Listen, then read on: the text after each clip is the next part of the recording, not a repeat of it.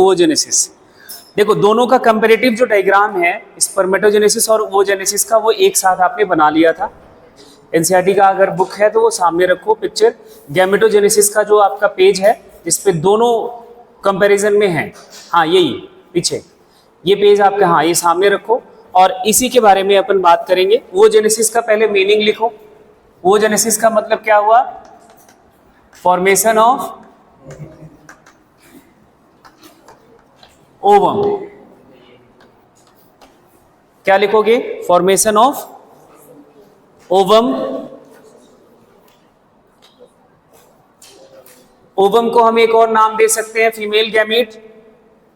बोलेंगे कि नहीं बोलेंगे? बोलेंगे, ठीक है।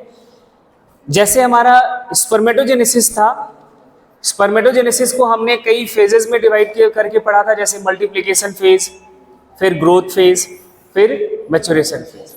Same as it is oogenesis को भी हम 3 फेजेस में डिवाइड करते हैं।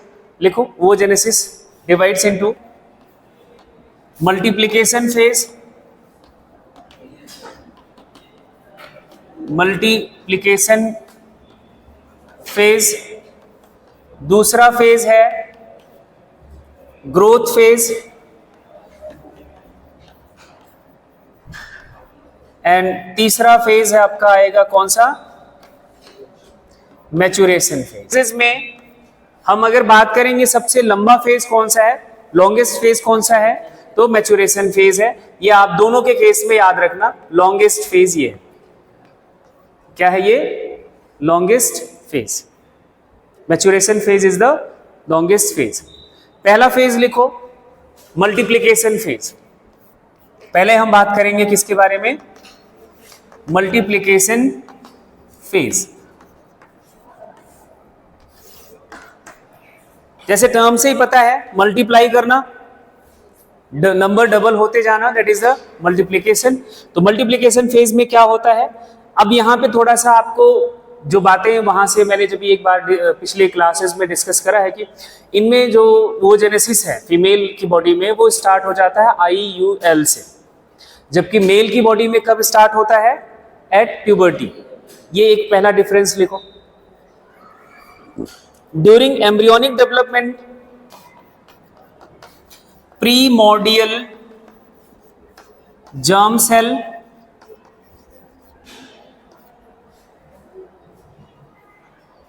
प्रीमोर्डियल जर्म सेल या फिर gamete mother cell divides by mitosis.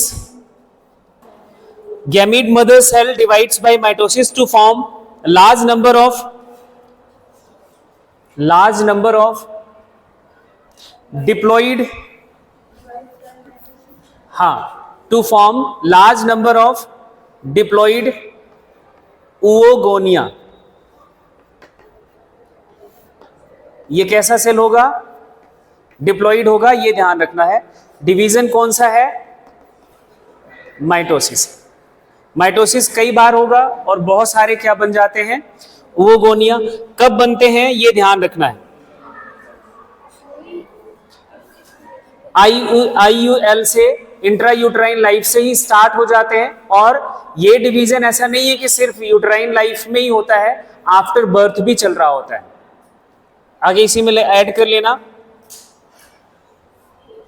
And added more in number after birth. जन्म के बाद भी और बहुत सारे वो गोनिया ऐड किए जाते हैं। ये मल्टीप्लिकेशन फेज में होता है। उसके बाद सेकेंड फेज लिखो। सेकेंड फेज कौन सा आ जाएगा? Growth phase. ग्रोथ फेज में क्या होगा? जो मान लो कि ये आपकी एक प्रीमोर्डियल जर्म सेल है, इसमें एक बार माइटोसिस हुआ तो ये 2 सेल में डिवाइड हुआ, ठीक है। 2 से इसमें माइटोसिस हुआ, 2 से 4 में डिवाइड हुआ, 2 सेल से कितना बन जाएगा?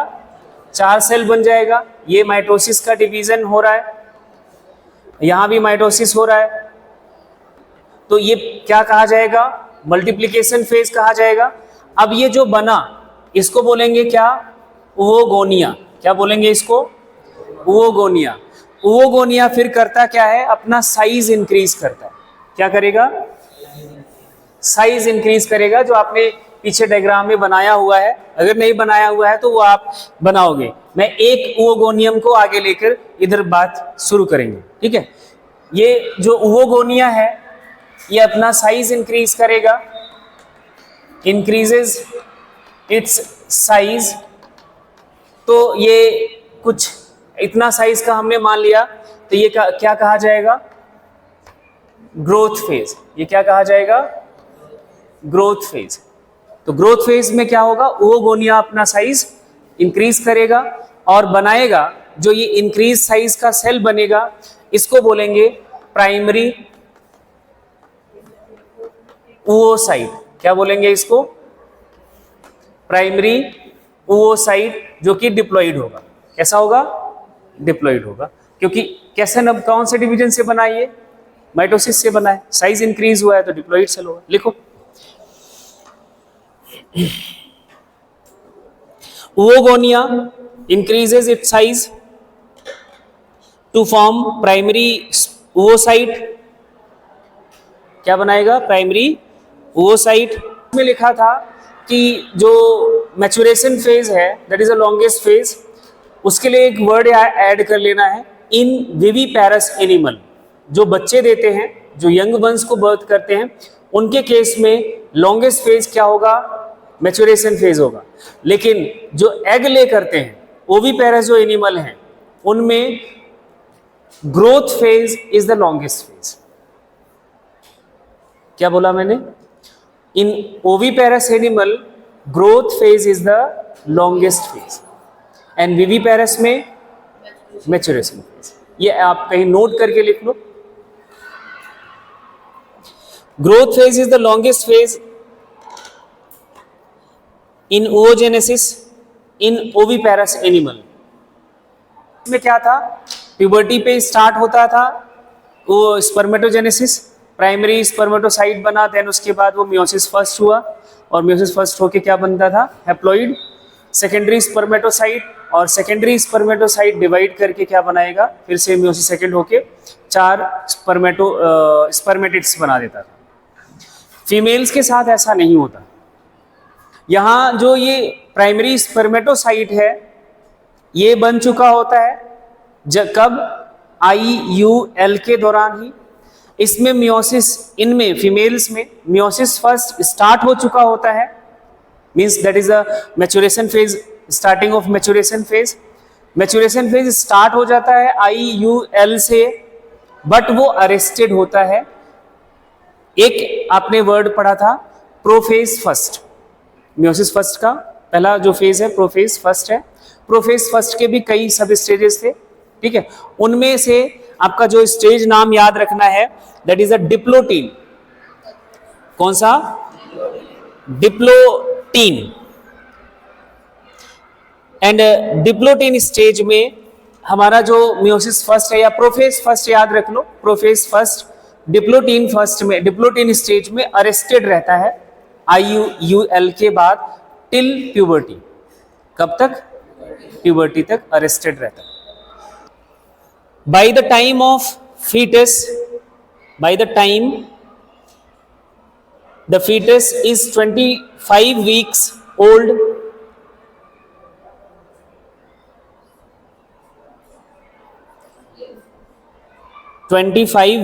Old, all the oogonia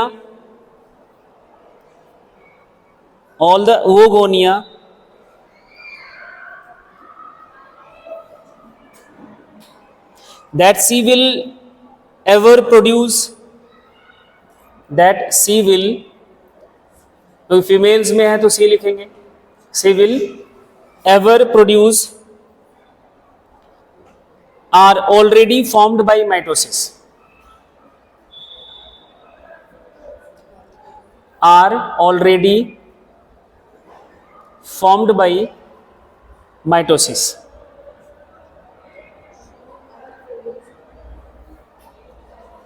are already formed by mitosis। these diploid cell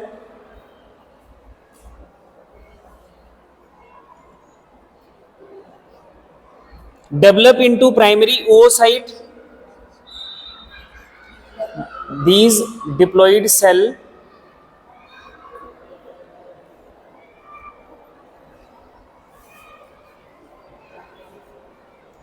develop into primary oocyte, begin the first step of first meiotic division. Begin the first step of meiotic division या meiosis first लिख लो. Begin the meiosis first.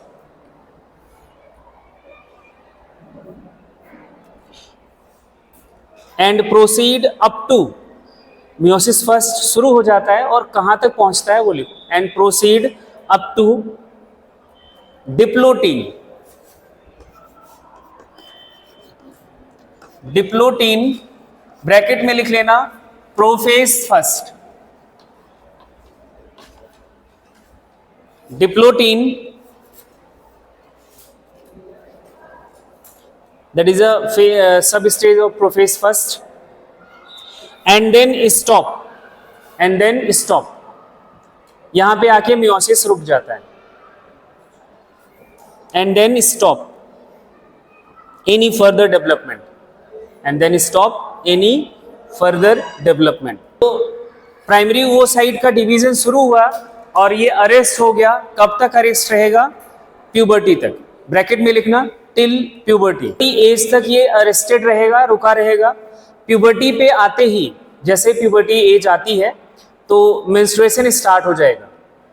ठीक है. अब जब menstruation start होगा तो हर एक menstruation पर जो अरेस्टेड प्राइमरी oocyte है उसका आगे का डेवलपमेंट चलता है. मींस पहले मियोसिस फर्स्ट कंप्लीट होगा. मियोसिस फर्स्ट कंप्लीट होने के बाद बनता है सेकेंडरी oocyte, एक लार्ज सेल, और एक छोटी सेल बनती है फर्स्ट पोलर बॉडी. यही देखा था पीछे, फर्स्ट पोलर बॉडी. जो ये आपका ग्रोथ फेज हुआ, ग्रोथ फेज होने के बाद ये मियोसिस फर्स्ट में जाएगा. मियोसिस फर्स्ट स्टार्ट हो जाता है, बट ये मियोसिस फर्स्ट जो है स्टॉप हो जाता है कहां पे? At diplotene. कौन से स्टेज पर? डिप्लोटीन स्टेज पर. डिप्लोटीन के बाद जब ये फीमेल्स प्यूबर्टी पर पहुंचती हैं, एट प्यूबर्टी, प्यूबर्टी पर ये डिवीजन कंप्लीट होगा. जब भी हर मेंस्ट्रुएशन पर, अभी कैसे होता है वो आगे हम बात करेंगे, डेवलपमेंट भी हमें देखना होगा कि कैसे ये डेवलप होता है. तो दो सेल में ये डिवाइड होता है. प्राइमरी स्पर्मेटोसाइट, एक छोटी सेल बनता है और एक बड़ा सेल बनता है. ठीक है. जिसे हम इस बड़े वाले सेल को बोलेंगे सेकेंडरी oocyte, क्योंकि क्या हुआ है? मियोसिस फर्स्ट कंप्लीट हो गया है. तो सेकेंडरी oocyte जो होगा वो कैसा सेल हो जाएगा? हैप्लॉइड सेल हो जाएगा. और ये जो स्मॉल सेल बना इसको बोला जाता है फर्स्ट पोलर बॉडी. क्या बोलेंगे? First polar body. इनमें सेकेंडरी oocyte और फर्स्ट पोलर बॉडी में बस इतना डिफरेंस है, अमाउंट ऑफ साइटोप्लाज्म इसके पास ज्यादा होता है, अनइक्वल साइटोकाइनेसिस का रिजल्ट है. बट क्रोमोसोम नंबर दोनों में सेम होता है. क्रोमोसोम नंबर सेम होता है. मियोसिस फर्स्ट का मतलब है haploid number of chromosome cells में बनना. तो क्रोमोसोम नंबर इनमें भी n होगा, बस क्या कम होता है? साइटोप्लाज्म का कंटेंट. एंड इसका क्या होना है फर्स्ट पोलर बॉडी का, वो देख लेते हैं. कुछ साइंटिस्टों का, एक ग्रुप ऑफ साइंटिस्ट का मानना है कि ये फर्स्ट पोलर बॉडी डीजनरेट कर जाती है. कुछ लोगों का मानना है कि ये फर्स्ट पोलर बॉडी डिवाइड करके दो और पोलर बॉडीज बनाती है, क्योंकि मियोसिस सेकंड होगा. अभी तो मियोसिस फर्स्ट हुआ है, इसमें भी मियोसिस सेकंड होगा. तो मियोसिस सेकंड होगा तो ये बनाएगी दो पोलर बॉडी और, polar body and polar body. Third and fourth, इसका नंबर जो क्या दिया देंगे? Third and fourth. सेकंड नहीं देंगे. सेकंड कहां बनता है? ये जो सेकेंडरी oocyte है, अब देखना ये मेंस्ट्रुएशन पे मियोसिस फर्स्ट कंप्लीट हो गया। इस सेकेंडरी oocyte के फॉर्म में, जो हम अभी इसको क्या बोलेंगे, इमेच्योर एग बोल सकते हैं, ओवरी से ये रिलीज कर दिया जाता है, ओवल्यूशन हो जाता है। मेंस्ट्रुएशन पूरी जो साइकिल है उसके एक कुछ डे फिक्स हैं, वो अभी हम आगे बात करेंगे। तो उस दिन 14th डे पर, मेंस्ट्रुएशन के 14th डे पर एग रिलीज कर दिया गया। कहाँ छोड़ा गया? पेरिटोनियल कैविटी में। पेरिटोनियल कैविटी से वो फैलोपियन ट्यूब में चला जाएगा, पहले इनफंडिबुलम में। इनफंडिबुलम से वो आगे की तरफ मूव करेगा, एम्पुला के साइड जाएगा। और अगर स्पर्म आया, अगर उस दौरान sperm genital tract, female genital tract में है, तो क्या करेगा? इस सेकेंडरी oocyte के फॉर्म में जो एग आया है उसका फर्टिलाइजेशन, जब एंट्री हो रही होती है, या हम कहेंगे ड्यूरिंग फर्टिलाइजेशन, अभी आप ये वर्ड समझ लो, ड्यूरिंग फर्टिलाइजेशन, ये जो सेकेंडरी oocyte है, क्या है? Secondary oocyte, that is a result of first meiosis first, ठीक है, इसमें कंप्लीट होगा मियोसिस सेकेंड। क्या कंप्लीट होगा? मियोसिस सेकेंड, ठीक है। और बनेगा एक स्मॉल सेल जिसका नाम हमने क्या रखा था? Second polar body. And one is a large cell, क्योंकि meiosis second as a mitosis है, तो ये भी हैप्लॉइड सेल्स बनेंगी और ये भी हैप्लॉइड सेल होगी, और इसका नाम हमने बताया है, क्या बोलेंगे? Second polar body. इसको क्या बोलेंगे? Second polar body. Polar bodies degenerate कर जाती है, फर्स्ट पोलर बॉडी भी डीजनरेट कर जाती है, सेकेंड भी डीजनरेट कर जाती है। ये जो आपका सेल बनता है इसको हम बोलते हैं ओवम। इसको क्या बोलते हैं? ओवम। इसी के साथ स्पर्म का फ्यूजन होगा। अब ये जो मियोसिस सेकेंड है कब होता है? ये होता है ड्यूरिंग फर्टिलाइजेशन। ये कब होगा?